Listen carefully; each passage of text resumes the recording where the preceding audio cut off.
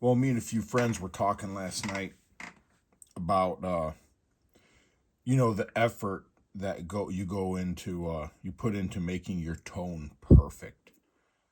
Like this is what I have to sound like and this is it. And if it doesn't sound like this, it's no good. Well, one thing we pretty much came into agreement with is that even though it's perfect to you, what people are hearing is probably not what you want them to hear. For one, everyone hears stuff differently for the most part. Um, but another thing is even depending on how you are setting your tone up for how you're playing live. Now, in a recording situation, this is totally different because, well, people do hear things different, but the tone you dial in is more controllable between yourself, the engineers, producers. You're actually hearing what you're going to hear. Now, in a live situation, it's going to be different unless you have your own sound engineer who's running everything, or you can get close as long as you have someone you work with. Like there's a few guys that I work with in the area here to where I know how pretty much how they are, and I can just say, hey, I like a little bit of this. If you have to add something, do a little bit here or there.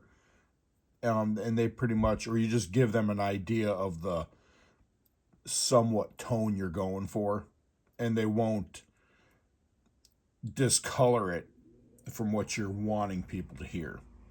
Um, Things have to be made for every particular room that you're in. Like for example, like I have here. Let's go into here.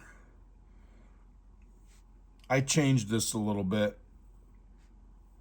to what I wanted to hear for myself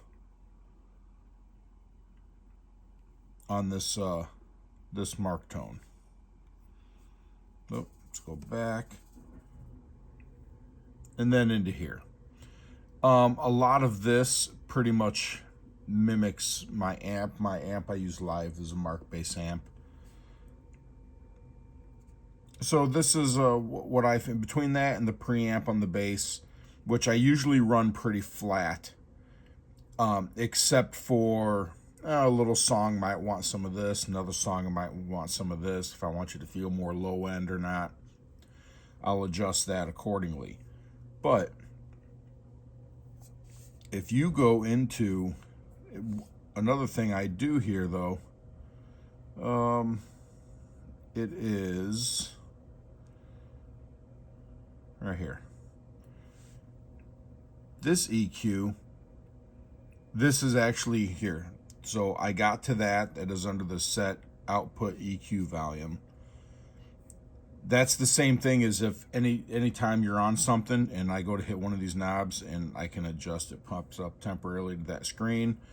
It's your volume, low, mid, high. But it goes away. If you wanted to like really dial that in for a room you're in, like I do on certain stages, I'll just open it up to this, I'll play, and this is a global EQ pretty much. Well, not pretty much, it is. It's global, covers all patches. So once I get my fine adjustments set on this, dialed into how I want it for the room, if I'm using this directly, I hear it in my monitor or my in-ears. If I'm going through plugging this into an amplifier, I'm hearing it coming out the speaker. But that's not saying that's what everyone else out there is hearing. Because even though I'm hearing this, I'm not hearing what's coming out of those mains. You may feel the low end of it. A couple theaters, you're pretty close and you can somewhat hear what's going on. But for the most part, you're not hearing any of that. It's all up to the sound engineer adjusting your tone for the room. Let's say it's an old theater, real boomy places.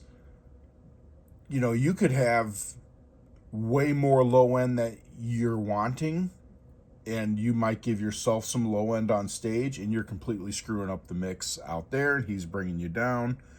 Or the same thing with mids. Some rooms really scream mids, some are really dry with mids. So that's when we got to talking.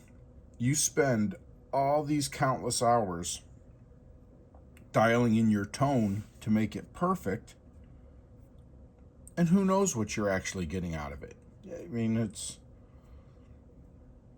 you're unsure, but that's where you just have to trust the sound engineers.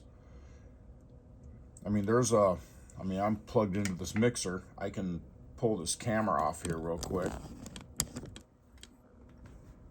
You know, like if I come up to the mixer, so there is the Zoom B6, I have it running in, I have that EQ flat. I have nothing on it, no compression, anything like that. I know I just do my whole sound off the B6, and that's where I want it. Would I adjust the EQ on that mixer? No, I'm just going to do it on here. If I'm here and I'm playing a live situation in the middle of a song or in the middle of a set, no, it's not getting adjusted here. It's getting adjusted on the mixer, which I'm not hearing that change through my in-ears or monitors. So it's just something to take with a grain of salt. Sometimes going out of your way for the perfect tone is really only going to be, I can't say worth the time, but let's just say it for layman's terms, worth the time in a recording studio situation where you have it set to how you really want it. But an old guy told me years ago, when I first started playing bigger shows, I said, "Oh man," I said, "your bass sounds great.